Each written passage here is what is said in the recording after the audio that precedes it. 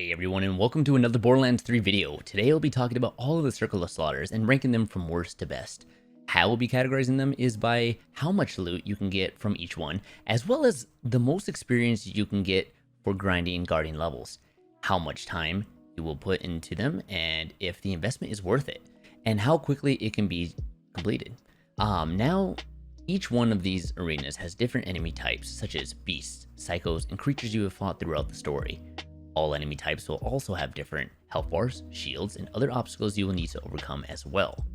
Some are easier than others, such as the first arena on my list, which is the Sisters of Slaughter. Apologize if I said that incorrectly. Now, this slaughtering ground mainly has beast units to worry about, with the occasional badass here and there, and the one or two dino beasts that have yellow shields. With this being said, fire damage weapons will be the best bet to dealing with these creatures, and with them being so weak compared to the others, this is a great map to start on your leveling and your gear grinding career. The occasional issue on this map is the racks, and some of the end wave badasses, they can kind of be a pain in the rear if you're not properly equipped, but mainly the racks, because they tend to fly around, and to be honest, if you're not equipped to handle them just being all over the place, you may have problems.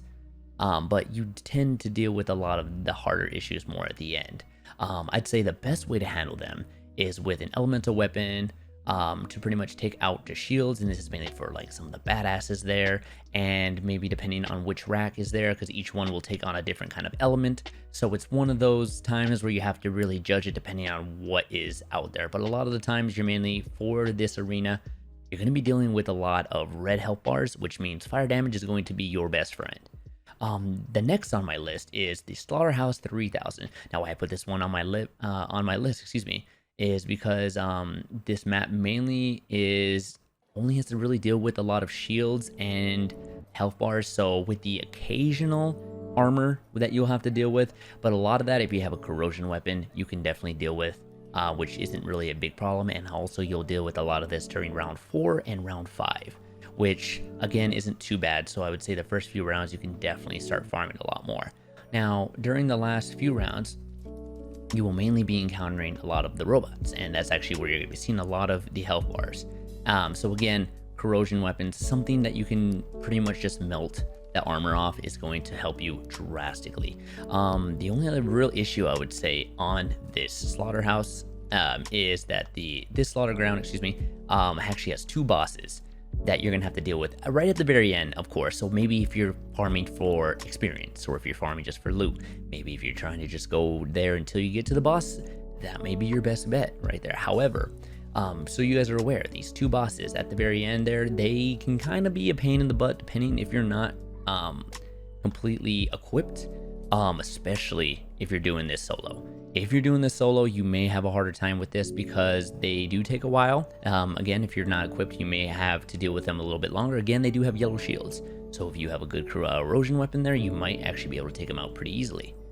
So that is something to keep in mind there. But I would say that technically, when it comes to legendary wise, I'd say this is the second best map for you to get your best gear and experiences. But for sure, definitely a great experience, since you will see a lot of the Maliwan units. So that's something to keep in mind there too.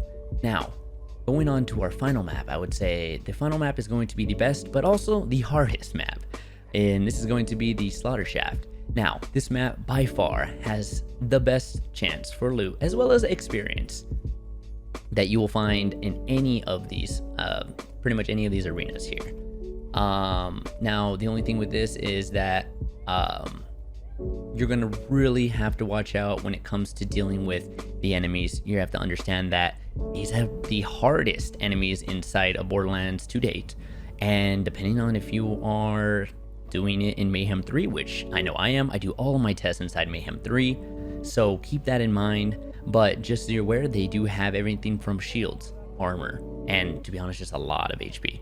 So that's something to keep in mind. So always come prepared. If you're not prepared, maybe this map is one of those ones where you wait off till, or maybe have a good team to be able to support you in maybe one of the elements that you might be lacking. And to top it all off, other than the fact that they have a good amount of badasses here, as well as a decently hard boss at the end named Titan. But the biggest issues you're really gonna have to worry about here is the anointed units, excuse me. And these guys by far are going to be your hardest to deal with there. They are purple, they jump all around, and they have all different kinds of sizes here. So if you are not prepared to handle them, that is something that's really going to test your power. Again, all of my results I came up with have been on Mayhem 3. So if you're wondering what the best route is, I would say that this is a very good guide, or at least a good start to get you so that you can kind of understand which is from the easiest and maybe the least experienced, but maybe best time consuming wise, to the hardest one. But if you have the best gear, or if you have good gear, then maybe you can go over here and do a good grind, and that might be something that you want. Maybe you want a little bit of a challenge. However, I do suggest that if you are struggling and if you're having a little bit of a hard time, maybe back off a Mayhem level or two, because again, if you're dying all the time, you are not going to get as much gain as you would as if you were just on Mayhem 1 or Mayhem 2. But casually push yourself up there, and if you can feel like that you're starting to jump up, this might be a perfect time for you to actually go in there and work on some of the hardest content that we have here. Now, if you have any questions, or if you can't wait to join one of my streams, because I stream every day on Twitch and YouTube, we do have a Discord server, which the link will be inside of the description. And I just want to thank you guys for just hearing me out a little bit. Like I said, we have an amazing community that will, if I can't help you, then they will definitely will too. We talk about everything in their Borderlands 3 games, strats, or whatever just comes to mind in general. So again, guys, thank you so much for watching, and I hope I see you guys again real soon. Bye bye now.